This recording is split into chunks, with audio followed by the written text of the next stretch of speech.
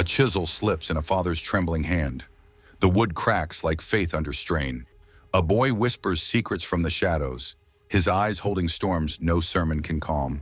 In a dusty village, where miracles hide as curses, one man's quiet unraveling becomes divine horror. Nicolas Cage isn't yelling, he's breaking.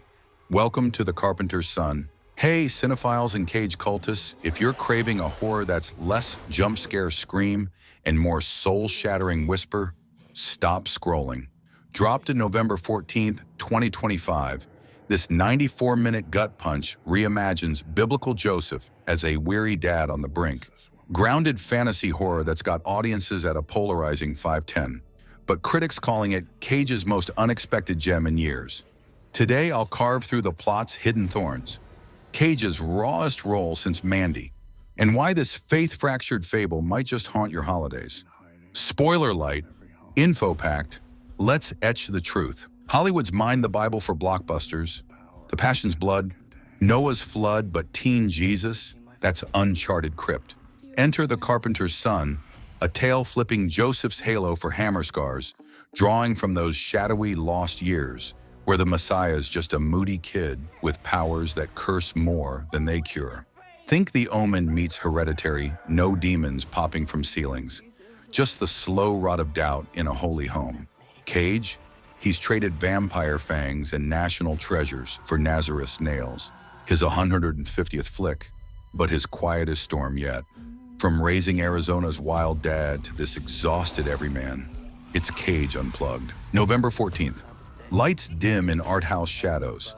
The Carpenter, our Joseph stand-in, hammers away at a village statue, but his mind's splintering.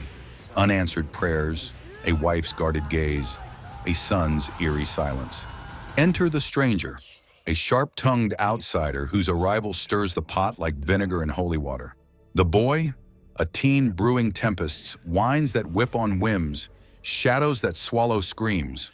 One botched miracle later, a confrontation erupts, accusations fly, apologies whisper, and the Carpenter's wounded, bleeding out faith and blood. It's not spectacle horror, it's the kind that seeps into your doubts. 94 minutes of muted menace where the real monster is the silence between prayers. Faith's a fragile plank here. The Carpenter's unraveling. From devout cradle rocker to a man raging at ghosts, why won't he answer? While shielding a son whose gifts feel like God's cruel joke. The mother, her secrets simmer, a quiet fortress of unspoken truce. Village eyes narrow, whispers of witchcraft, fear of the different. Cage's restraint, it's the film's blade. No face-off flare, just a father's frayed edges.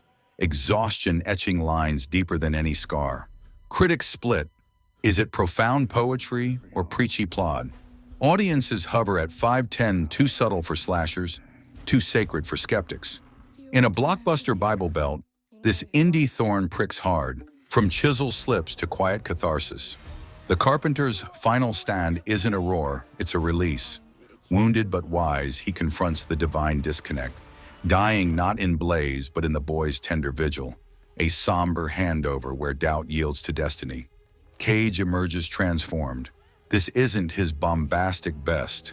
It's his bruised breakthrough, a patriarch's pain that's palpably human, echoing Pig's porcine poetry, but with prophetic weight. The film, a restrained resurrection horror in the hearth, fantasy in the fracture, proving biblical beats can bleed fresh without fireworks. No box office bonanza yet, but word of mouth's the real gospel here.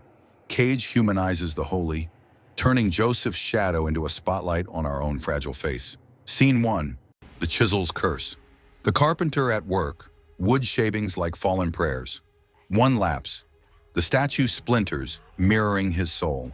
It's Cage's masterclass in micro-expressions, eyes hollow, hands heavy, building dread from domestic drudgery. Scene 2, the stranger's storm.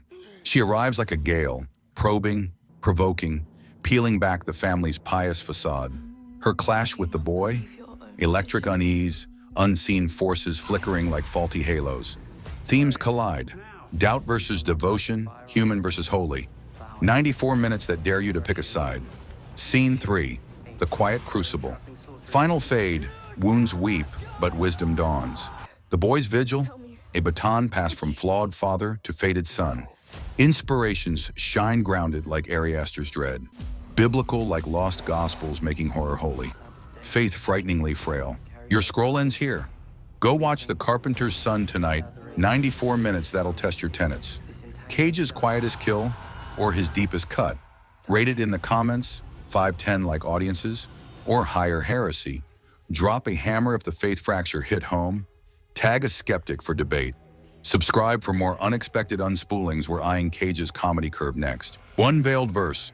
That post-credits Chisel echo. Boy's first miracle gone wrong, or stranger's spectral return.